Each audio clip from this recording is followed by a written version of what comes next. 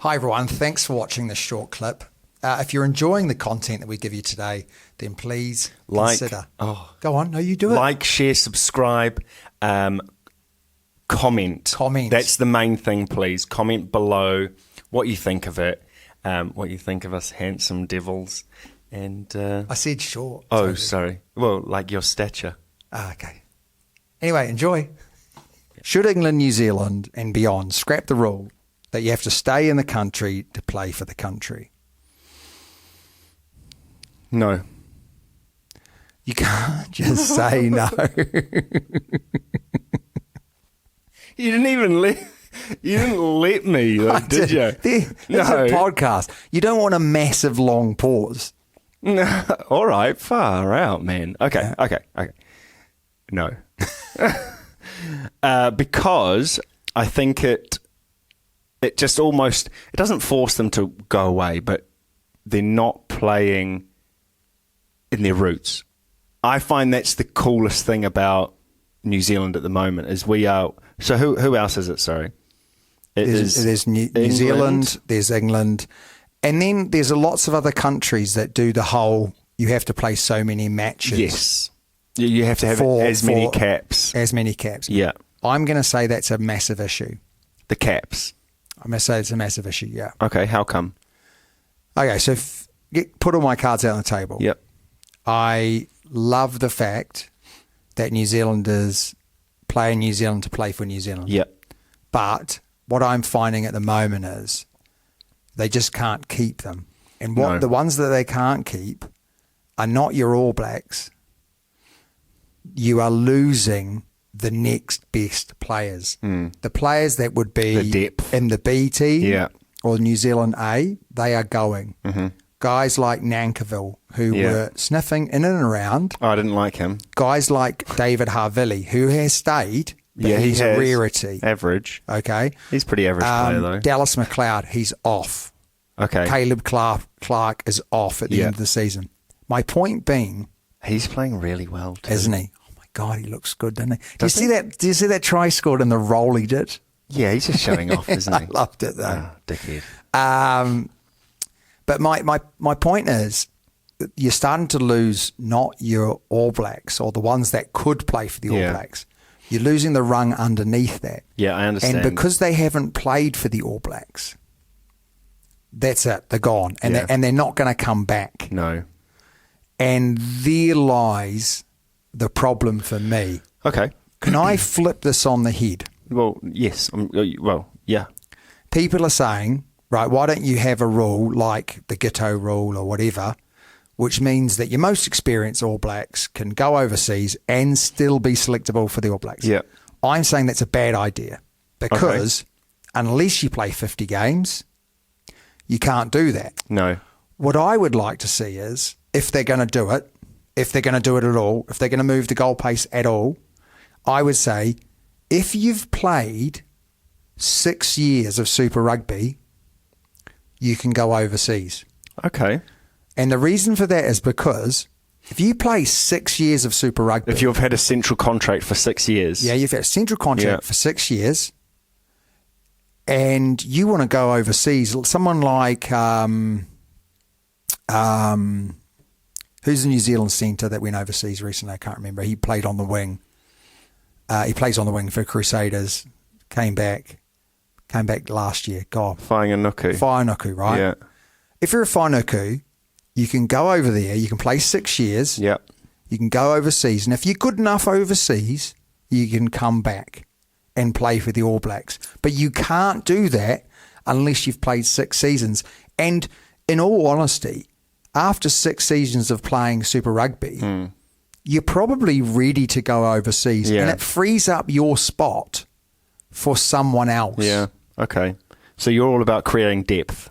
I'm about creating depth, but I'm also about saying to people from New Zealand, if you stay for 6 years, you apply your trade, you can go overseas. And if you're good enough and you're playing brilliant rugby in France, you're playing brilliant rugby in the Premiership, you could be selectable. Rather than having this thing where Caleb Clark, who's probably played 6 years, but he hasn't played enough games for the All Blacks, is going to go overseas and he's not selectable.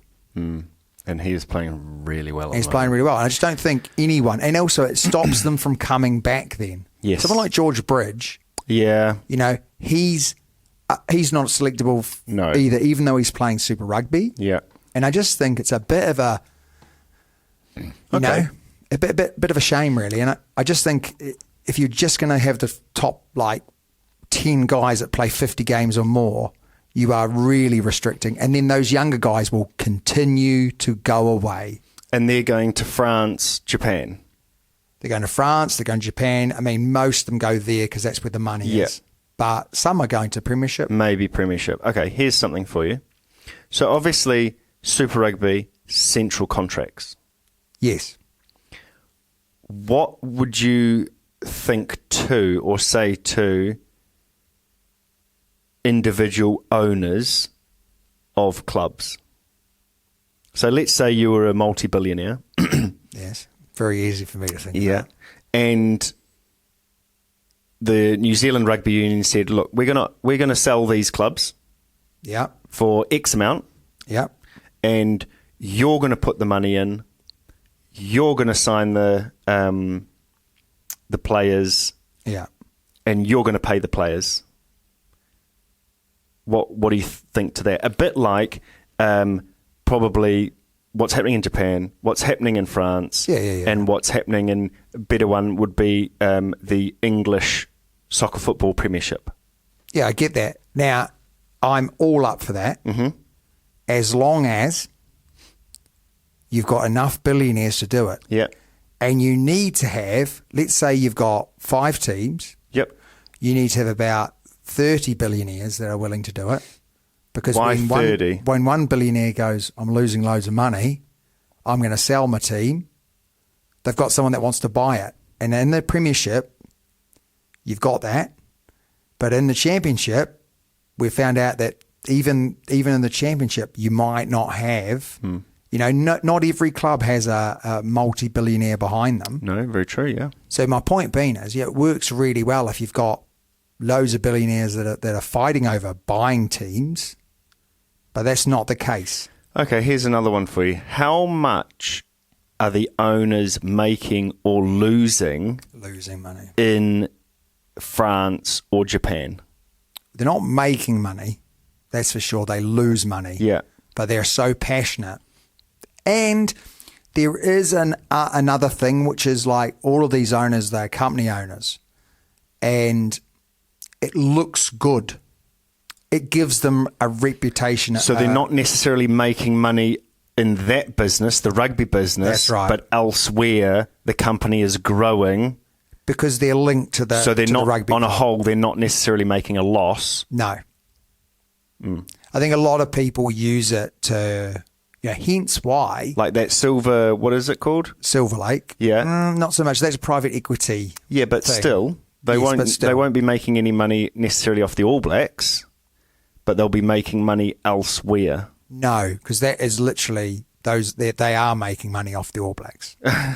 They are making Great, money that's off good the All for Blacks. me then, isn't it? Yeah, they are. But the private analogy. individuals, Yeah.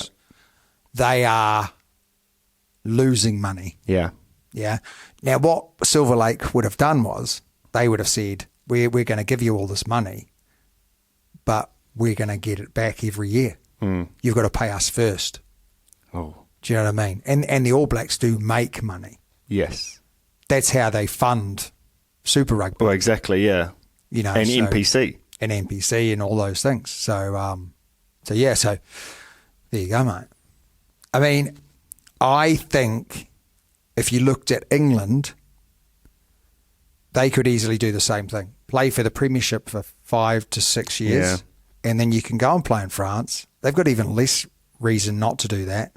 You can have them back for international. Yeah. Now, there is an argument, though, and this is what England, and one of the reasons why England have lost, is because there is a cohesion argument. Some people say the reason why New Zealand have dominated world rugby for so long is because either the Blues have been an amazing team, Yeah. the Crusaders have been an amazing team, the Chiefs have been an amazing team, they've always had one team that has been Yeah. exceptional. Yeah. And a lot of the players have come from that one team. Yeah. So therefore, they've always had really good cohesion Why not the Hurricanes?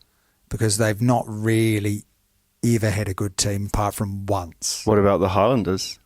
Highlanders have never had a good team at all, but they have won it once. Mm. But they're a bunch of battlers. They were, weren't they? There were quite a few All Blacks in that team, though. Yeah, there was, yeah. Key yeah. positions. Yeah. Okay, I hear you. So, this is what, Steve Borthwick has done. He's picked a lot of his players from one team. Hasn't worked for him. Mm. South Africa, let them go everywhere. They're doing all right. Yeah. But there is an argument about cohesion, and it's a good argument, and it's an argument that served New Zealand very well for a very long period of time.